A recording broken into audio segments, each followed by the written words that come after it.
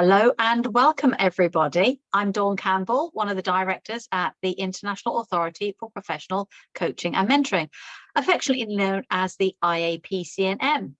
And today I'm joined by somebody overseas this time, Suzanne Pruss. How are you, Suzanne?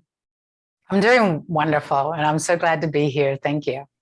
You're very welcome. Let me introduce Suzanne properly. She's the option process teacher, trainer, and mentor, as well as manager of product program development and design.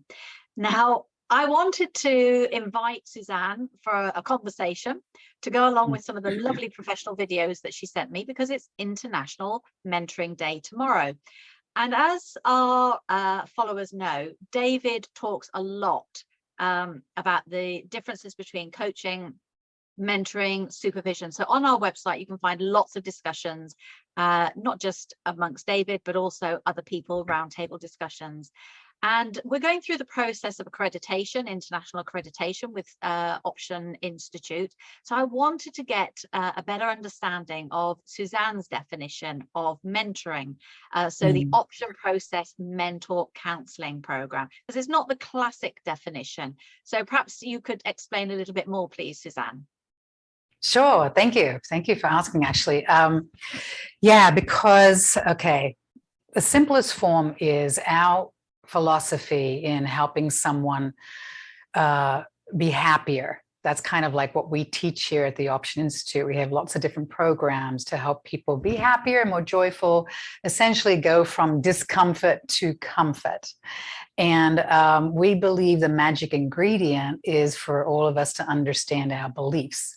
So one of the basic principles that we teach is all of our emotions and behaviors come from our beliefs, our perspectives.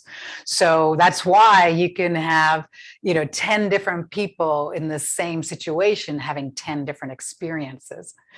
So an option process mentor counselor, I'm one of those people, and I teach that and train that. What we do, the service that we provide to our clients is option process dialogue. And we have 3 of them in a series that we're getting accredited with you guys. And essentially what that service does is help a client to understand their beliefs through their feelings. And by doing so we were just talking a little bit earlier, like if I ask someone how you're feeling when X happened, let's say, we also work here at the Option Institute with a lot of families who have autistic children. I can tell you about that later, but it's a big part of our clientele. And so a parent might say something like, my son, I was about to go out that door and he knows I was rushing and I was stressed out. And of course, he opens the fridge, he gets the milk and he pours it looking at me. And I might say, how did you feel in that moment when you saw him do that? And the parent might say, I'm really, really angry. And we would ask them why. Just really simple, because it's the why, how come, the reason for that feeling always comes from a perspective. Right? Like our pair of glasses, our beliefs are our filters through which we see the world. We see events, we see ourselves. So it's that belief that creates our emotional and behavioral responses and experiences. So if we're uncomfortable, we're unhappy, we're angry, we're sad, and including if we're happy, it's because of the way we're thinking about something. A daughter could be in a wedding, having her wedding. Mom could be like crying. Dad could be like, yeah, right? Because mom's belief is like, oh no, she's the last of my children. We have an empty nest. I'm going to miss her. And she's crying for those reasons. Dad, he could also even be crying, but his reasons could be like, this is so wonderful. I'm good for her. She's starting her life. I'm so excited. They could both be having tears, but one could be feeling sad and one could be feeling happy.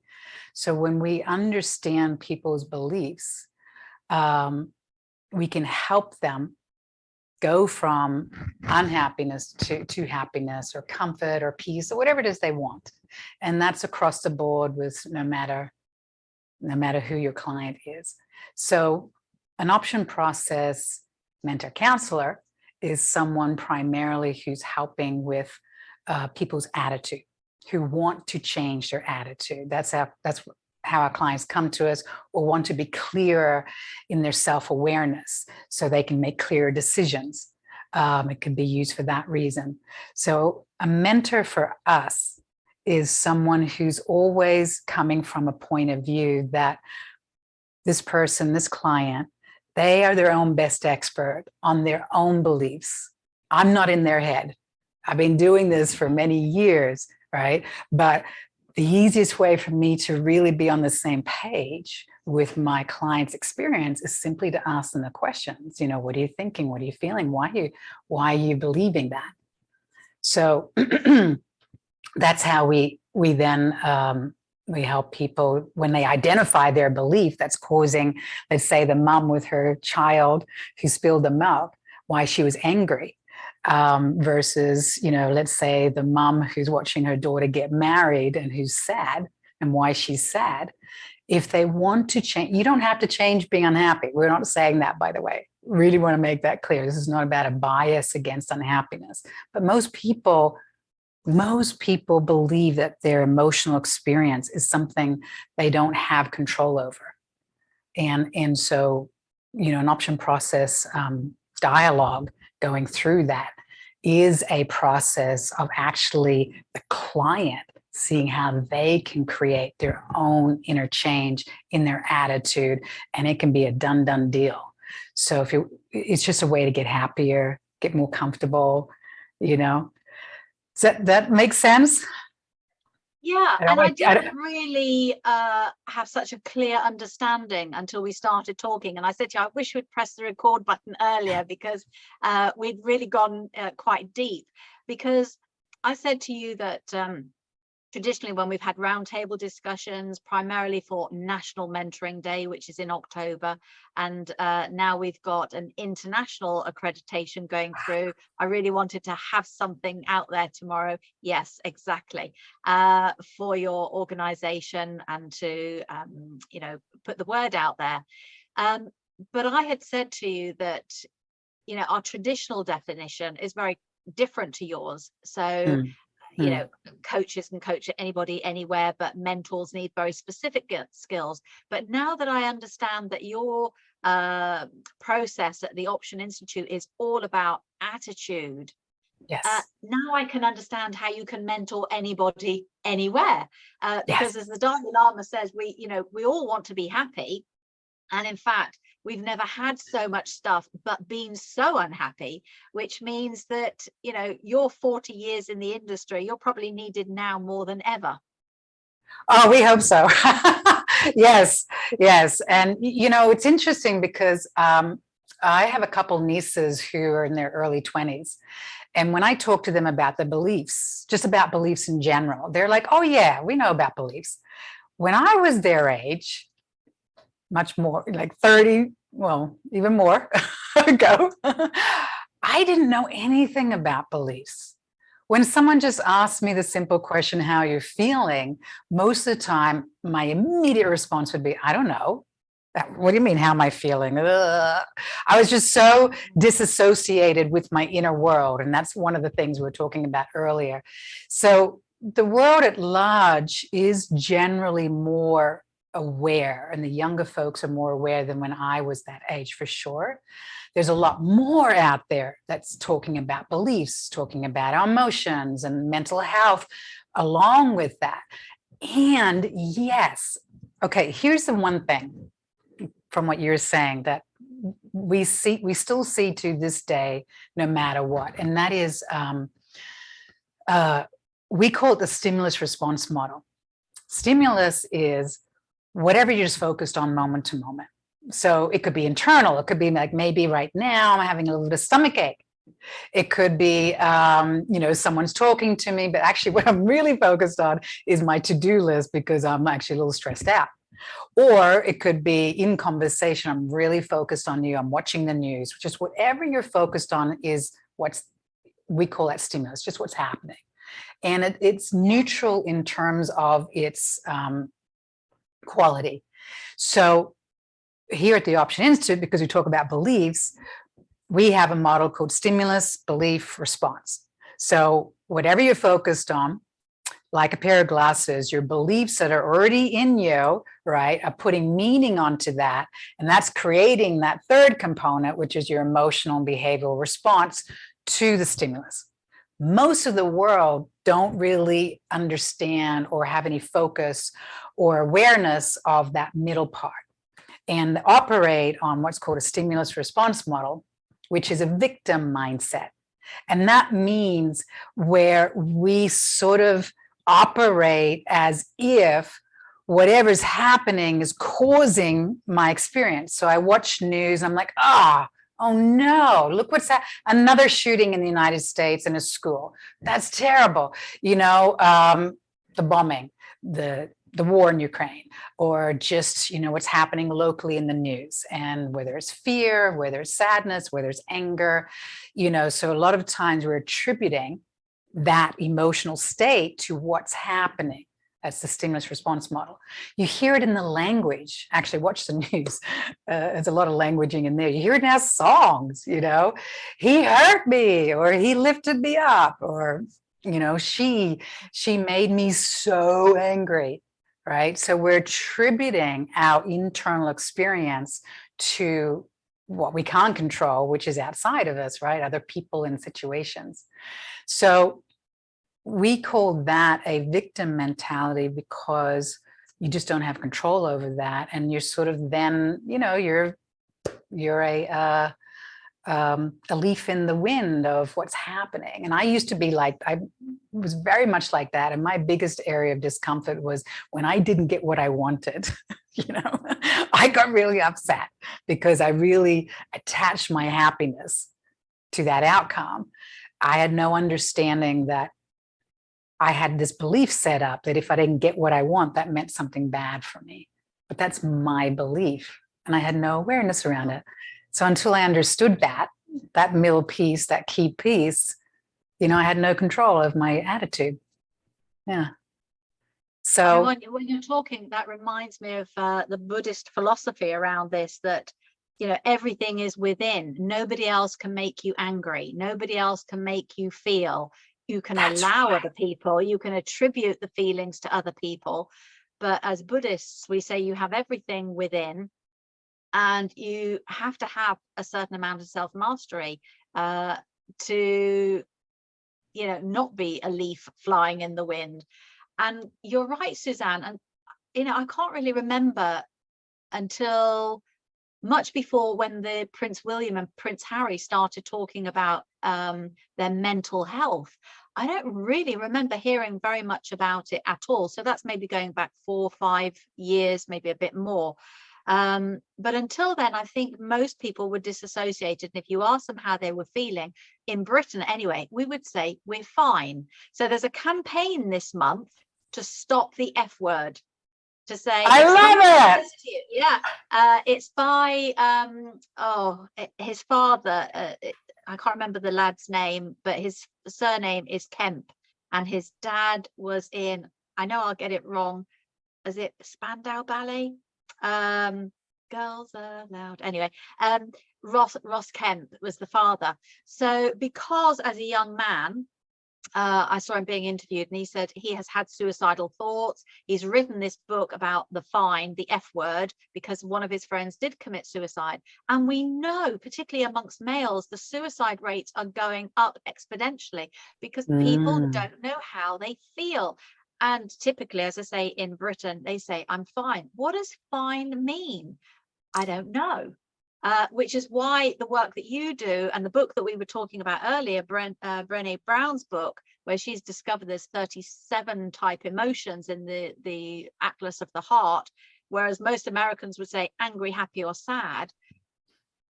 Add to the fact that we just had the pandemic, lockdown. I can imagine your mentor consultants for the next 10 years are just going to be busier than ever.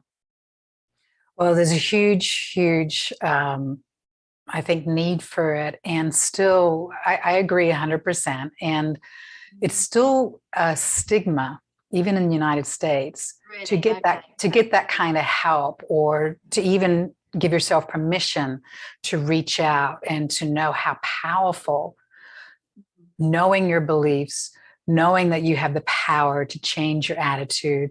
I would say in this country, one of the go-to emotions now that people will say when you say how you're feeling, they're like anxious. Anxiety is huge, which is fear, right? So low grade fear, moment to moment, every day, as we know, really affects your well-being, not just your mental health, your physical health too, over time. So, the power of comfort is something that's not talked about, that is kind of like the biggest secret on the planet, that how much more powerful we are, more creative, more intelligent. I can tell you from personal experience, I used to be like a wallflower. I used to be someone who was always worrying about what other people thought about me. I was always in fear of, being the good girl and not doing the wrong thing. And I was so restrained, and I didn't know myself. If you ask me, what do you want? I'm like, what do you want? I had no idea. And that's how I was brought up. And I was just tied in knots. And I had chronic fatigue fibromyalgia for 12 years. And then another 12 years ago, I had a car accident and actually became suicidal at that point. I was in pain 24/7 for years. I had brain injury, I was disabled. So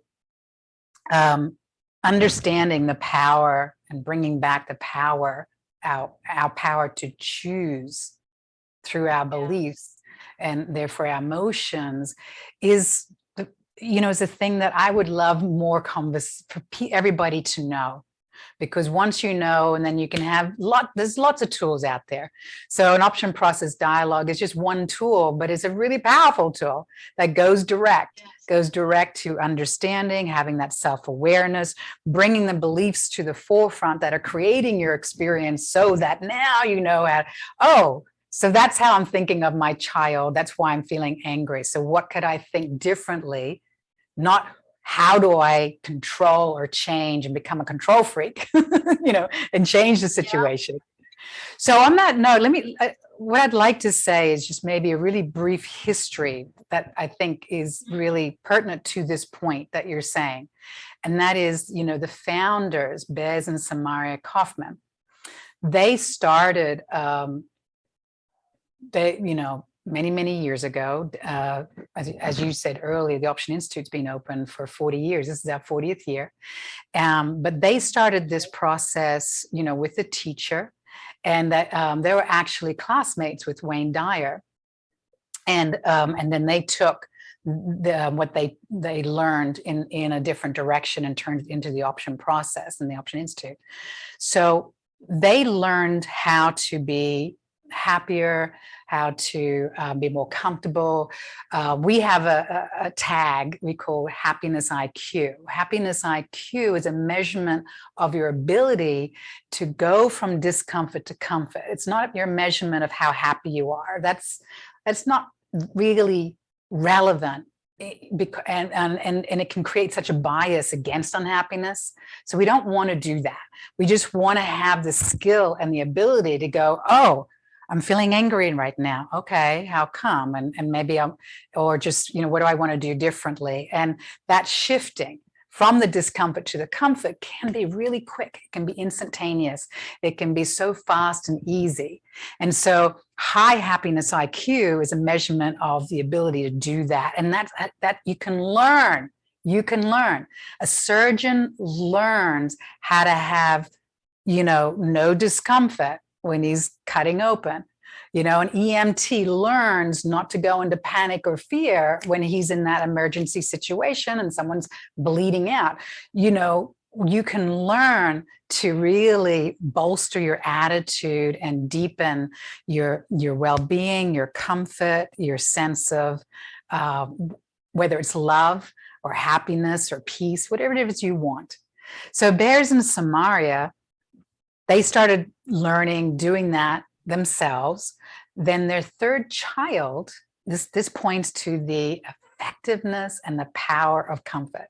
Their third child became diagnosed with severe autism. Remember I said I might talk about autism a little bit? So their son, Ron, severe. He was diagnosed as an IQ of 30, and they were told to put him in an institution because the best he could ever do would probably feed himself. So because they knew about beliefs, they'd already been changing, they already had a sense of like, well, that's the doctor's opinion, that's the doctor's experience maybe, but we don't have to take on that belief. So they decided not to do that. And therefore, they implemented through the attitude of love and acceptance. They kept going, okay, how do I love this behavior? How do I accept this behavior? Like, if they kept coming from that place, how the intelligence of that love and that comfort and that acceptance, what would it want to do, when my son is like staring off and doing repetitious behaviors? So that over time, over 3 years, their son came out of autism because they applied that attitude, right? And then they learned from that attitude ways to help someone on the spectrum. And it turned into a worldwide international training for other parents that's being super successful. So that's the power of comfort, the benefits of comfort. And I just want that conversation to be in our schools, to be everywhere for everybody to know. Yeah, definitely. How does the happiness test, I can't remember what word you call it, compared to the EQ, emotional intelligence test? Yeah. Yeah. Well, I would say emotional intelligence would be a part of it. We call it the happiness IQ. And, and on the information that's going to be on your site about our programs, we're going to have some free things on there. Like there's an MP3 audio explaining kind of like what I've been doing, but also it's actually Ron, the original Sunrise boy, the autistic boy. He's also become one of our teachers internationally. He's actually, he's actually teaching about what we call the happiness GPS, which is that stimulus belief response model, and then happiness IQ. So emotional IQ is a measurement of, how in touch and aware you are of your emotions and your ability to be able to identify it easily, right? And having a language for it. So it's a proficiency in understanding and being aware of your own emotions. Happiness IQ takes it the next step. Now that I'm aware, right? Your ability to change it, that self-empowerment ability, right? That's really, really useful. Again, it's not bad to be unhappy, but most people, when they're unhappy, would say to you, they don't want to be. No. And they don't know how not to be. So learning that ability to make that switch, using the happiness GPS, using some simple, what we call option process dialogue questions, identifying the beliefs. So that it's knowing, oh, now I got the belief that's underneath all this. Now I know what to change, and then changing. So that's your happiness IQ. Got it. And that reminds me of the fact that particularly in the UK, I don't know what it's like in the States, but we're talking a lot in schools about building resilience. Imagine. Yeah. Imagine kids having that ability, one of their classmates crying, let's say, or this just came to my mind more and more. Maybe it's being more spoken of, but more and more I'm being made aware of, and I'm seeing and observing and having direct experience of children, young children, going through big illnesses, for example, including cancer. And so imagine cancer is what's happening, right? And being resilience, or, having high happiness IQ would be having some skills to look at your thoughts around that. and then maybe redesigning those thoughts if they don't really support you and help you. If you have thoughts around what's happening to your body that brings on depression, that's going to actually undermine your body's ability to heal, versus more peaceful thoughts or more inspiring thoughts, or more, yes, and that can be taught. I do dialogues with kids as well as adults. I do dialogues with people on the spectrum. And right now I have a bunch of clients who are teenagers on the spectrum who are nonverbal, and they use devices, and I use dialogues with them. And they're exploring their fears, they're exploring their obsessive behaviors, they're exploring things they want, they don't want, attachments to their parents. Their minds are so beautiful, and they themselves have beliefs, and they're becoming aware of and changing their beliefs so they can feel happier. They're taking that power, I call our superpower our choices, our ability to choose. Moment to moment, we always have 100% the ability to choose how we feel. And so when we exercise that, that's the resilience. Definitely. It just reminds me of the chapter I was reading, the Socrates book last night, about, if you get nothing else from this book, just know that you have the choice to choose good or bad, happy, unhappy, angry, calm, whatever. Nobody else can do that for you. Look, I'm very conscious of the time. I know you're a busy lady. You want to get off to another meeting. We are going to have so many conversations this year. I'm going to be meeting you with potential students, with potential clients. There's lots we're going to do this year. Master classes, intros, etc., so that not just our members, but the public who just want to improve the quality of their communication, which improves the quality of their life, etc. We're going to have a lot of opportunities to meet Suzanne and learn more about Option Institute in the future. But I really just wanted to very quickly get something out there tomorrow to celebrate International Mentoring Day, so that our listeners had a better understanding of the different mentoring definitions. And Option Institute has got a very unique one, very special one. So thank you very much for your time today, Suzanne. I am going to post a blog tomorrow with some of your freebies and some your other videos. But where can people, let's just say somebody just happens to come along this video, either they want to train or they just want to come on the training for themselves, not as a practitioner. Apart from what is going to be your IAPC&M directory profile, where is the best way to start exploring this sort of work with you? Yeah, I would just go to option.org. That's our website.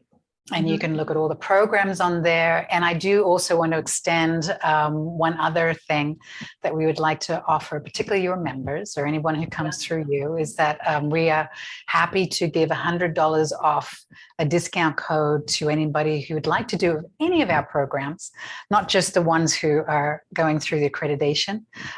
So just know that. And if you go to option.org, you can, go scroll through all the programs, the services. Also, you can see where it says contact us. And a program advisor is the ideal person to get in contact with. And right there on our site, usually I think a button comes up, do you want to talk to someone? And you can just press on that, chat button, contact button. It'll come right up right in the middle of the page. And you can go directly to a program advisor who knows all the different services and could help you if you have any questions, want to speak with someone directly, or if you do want to register and you want that $100 off, that's the person to talk to. Okay. And what about the books? I can see a pile of lovely books. So people who are really interested in CPD and improving their communication skills, can they just buy the books direct as well? Yes, it's all on the site. We have books, we have audios. The one I have right there, Power Dialogues. So, the 3 programs we're getting accredited is the Power Dialogues program, where you can learn whether you want to enhance your career or you just want it personally, right?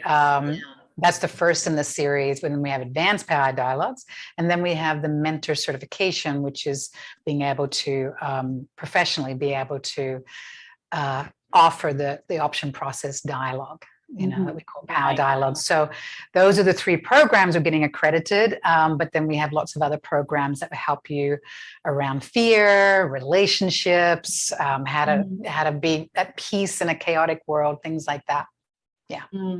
And when everybody is feeling or responding to questions about feeling more anxious, well, we all want more calm and equanimity in our lives. So it's a really good thing. You don't have to be a practitioner. You don't have to do it as a business.